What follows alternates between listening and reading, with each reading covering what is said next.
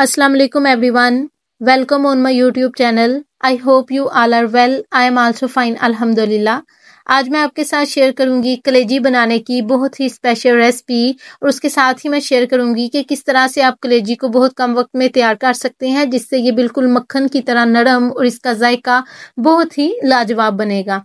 उसके साथ ही आज मैं आपसे कलेजी को वॉश करने की बहुत ही अहम टिप्स शेयर करूंगी जिनको अगर ना फॉलो किया जाए, अच्छे तरीके से कलेजी को ना वॉश किया जाए तो जब कलेजी बिल्कुल पक भी जाती है तो फिर भी उससे एक अजीब सी स्मेल आती है।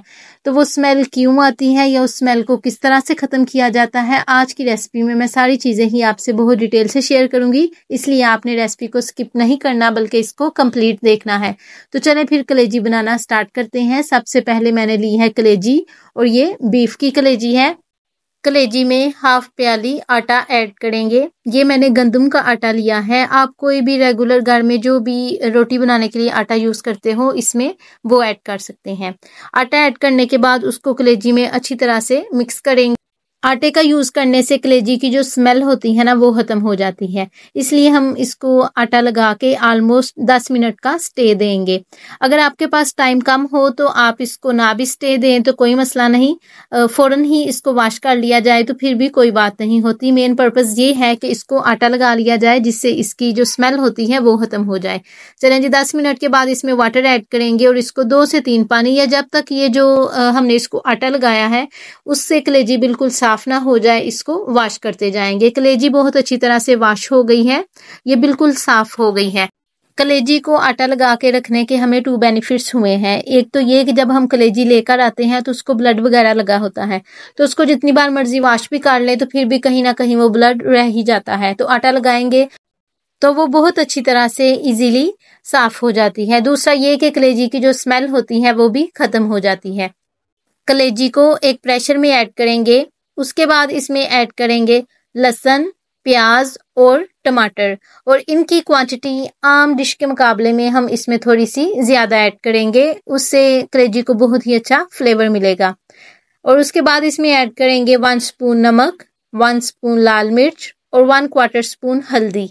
या स्पाइसेस की क्वांटिटी को आप अपने टेस्ट के मुताबिक कम या ज़्यादा भी रख सकते हैं। ये सारे इंग्रेडिएंट्स जितने भी मैंने इसमें ऐड किए हैं वो 2 kg कलेजी के हिसाब से ऐड किए हैं। आप अपनी कलेजी के हिसाब से इनकी क्वांटिटी को रख सकते हैं। 1 ग्लास इसमें वाटर ऐड करेंगे और इसको लगवाएंगे ऑलमोस्ट 6 या 7 मिनट का वेट।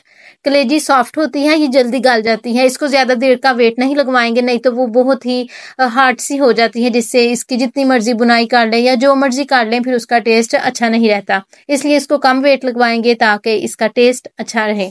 कलेजी बहुत अच्छी तरह से गल गई हुई है। अब इसमें ऐड करेंगे अदरक का पेस्ट और 1 स्पून इसमें ऐड करेंगे लाल कुटी हुई मिर्च का, जो इसको बहुत ही अच्छा फ्लेवर देगी। 1 प्याली इसमें ऐड करेंगे कुकिंग ऑयल और फिर इसकी करेंगे अच्छी तरह से बुनाई।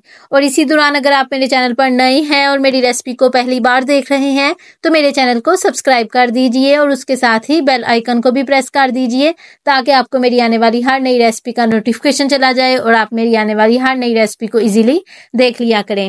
कलेजी का जो मेन टेस्ट है वो यहाँ पर ही इसकी बुनाई से ही बनना है। जैसा कि मैं पहले भी अपनी रेसिपीज़ में कहती होती हूँ कि हर डिश का टेस्ट उसकी बुनाई में ही होता है। जितनी अच्छी तरह से आप उसकी बुनाई करेंगे उतना ही ज़्यादा उसका अच्छा टेस्ट भी बनेगा, इसलिए बुनाई करते हुए इस बात का खास ख्याल रखा करें।